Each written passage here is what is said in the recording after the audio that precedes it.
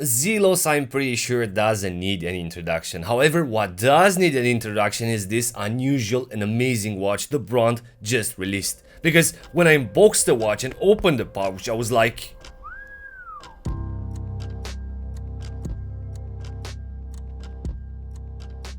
Quite a premiere on the channel, as I've never reviewed a dial-less or a skeletonized watch. It's a first, and what a first. Because today we're looking at Elshan's latest creation, the Zelos Spearfish Dual Time Carbon.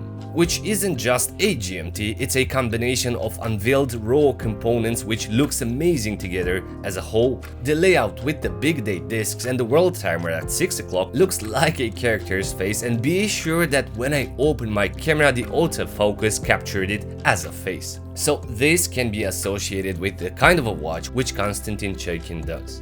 The brand is more than known to me. I've been a fan of the brand and I started my YouTube journey with Zelos reviews. So the brand is one of the pioneers of micro brands, an alternative to the classic watchmaking, and indeed the brand captured a big fan base in time because Elshan knew how to listen to his audience and delight the people with amazing price designs using modern materials or loom in abundance. So the brand isn't launching only exceptional price watches. Zelos stepped up on offering different types of movements, complications on exotic cases and accessories like hardened titanium, carbon, bronze, tantalum, stainless steel or other modern alloys, which is the case today. So when I unboxed the watch, indeed I said, back in the days, the Zelos watches were offered on a wooden box and a foldable pouch. However, in the current days, this Spearfish comes on a premium 3 slots branded pouch, super practical and convenient. This model is available in 2 types of finishing, the carbon version which comes on a sailcloth or the titanium version with a bracelet. If you'll ask me if I wasn't previously impressed by the carbon case of the Doxa Sub 300, I would have probably picked the titanium version as a reference for myself. But in this situation, I definitely choose the X Factor and the high-tech super lightweight durable case in the favor of the titanium one. This is an exciting watch. It is stealthy, it unveils curiosity and has some micro accents which pop. It gives you the feeling of an extremely complicated, luxurious watch, everything being fitted into a super convenient case of 40mm. The design of the dial is very interesting, which unveils basically 3 attraction points, has the composition of the dual big date with a central frame which forms the date. And then there is the earth illustrated window which looks amazing executed, framed into a gunmetal polished outline,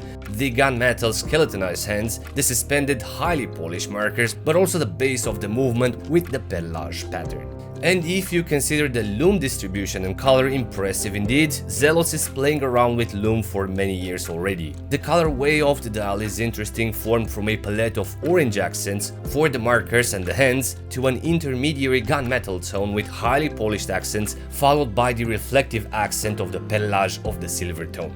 Very high-tech, industrial and horlogerie in the same time. Now, based on my experience with my carbon Doxa Sub 300, it is an unbeatable mix of a super lightweight case with nice reflective discrete accents which keeps the watch basically in the same shape forever. A carbon combo with sapphire basically cannot or should not age. But overall, what I love about this, it totally gives you the feeling of a relaxed watch on the wrist. It looks very high-tech, under the radar, but expensive and premium in the same time, due to the micro accents which pop. Overall, if this model would have been made by a Swiss independent brand, it could have been easily $3,000, $5,000, $10,000 and nobody would have complained.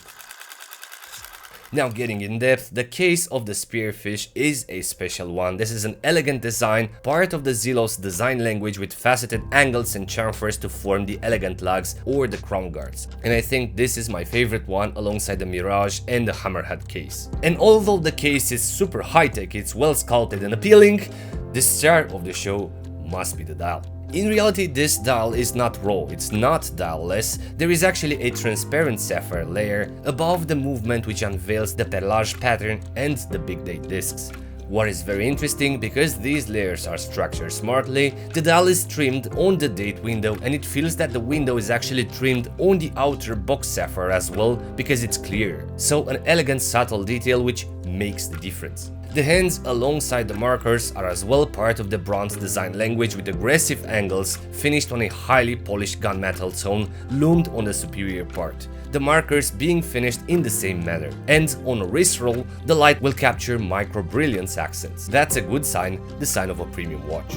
As for lume, what else can you expect from Zelos if not the most creative ways to put colored lumed accents on different elements? And in this context, it is surprising because the main lumed accents on the hands, the globe and the markers is yellow, evenly applied and decently long-lasting, which is applied in combo with the blue BGW9 on the numerals of the big date discs. Surprising and playful accents.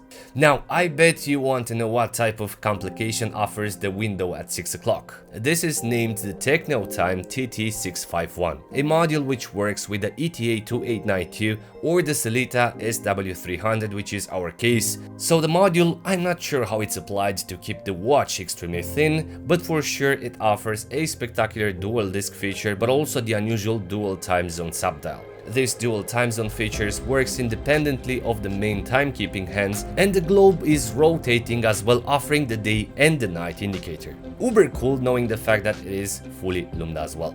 As specifications, this Spearfish Dual Time measures 40mm in diameter with 46mm as lug tip to lug tip, 12.5mm with the box crystal and 10mm without it, has 20mm between the lugs and weighs 56.6 grams with the strap included. Imagine all those complications and finishing, the case and the sapphire weighs only 56 grams. That's the power of a carbon case. So the case indeed is made from forged carbon with a double domed sapphire, has a screwing crown signed by the brand ensuring 100 meters war resistance, has a lot of BGW9 lume present, and when we flip the watch we have a see-through case back which unveils the Sellita SW300 with the mentioned module, has a themed custom rotor branded with a compass and the world underneath, and above the movement we have the interesting TT651 with a dual date and a dual time zone feature. As priced, this Spearfish Dual Time is priced at around $1,849. But if I judge by the fact that my Doxa Sub Carbon is twice the retail price of the Spearfish, having only a 3-hands feature, the value of this Zelos is uncontested for the package and for the features offered. As I said, this could have been multiplied in price if it was made by an independent Swiss microbrand. As comfort as I'm not even sure if I have to mention it, the case profile is of a thin watch, has a flat case back so the watch sits nicely on the wrist surface. It is insanely lightweight, and as a result this carbon forged Spearfish is quite an experience on the wrist. The strap of this model complements the watch pretty well, has a leather base and a sailcloth layer above to amplify the high-tech appearance of the watch head with some orange stitchings which almost matches the yellow tone of the markers, plus the buckle which is made on a stainless steel black PVD. So that is it. Thank you very much Zelos for sending this watch for review. I really enjoyed it. And for you guys, if you're looking for an exit from classic watchmaking, this Zelos might be the perfect piece to collect. Happy hunting. Zelos probably will enjoy it. I enjoyed it, so hope you enjoyed it as well. And I'm very curious to know what do you think about Elshan's latest creation. Please let me know in the comments below. And as usual, if you're new around, please consider subscribing for future episodes. Thank you very much, thanks for watching, and until next time, be brave and stay safe.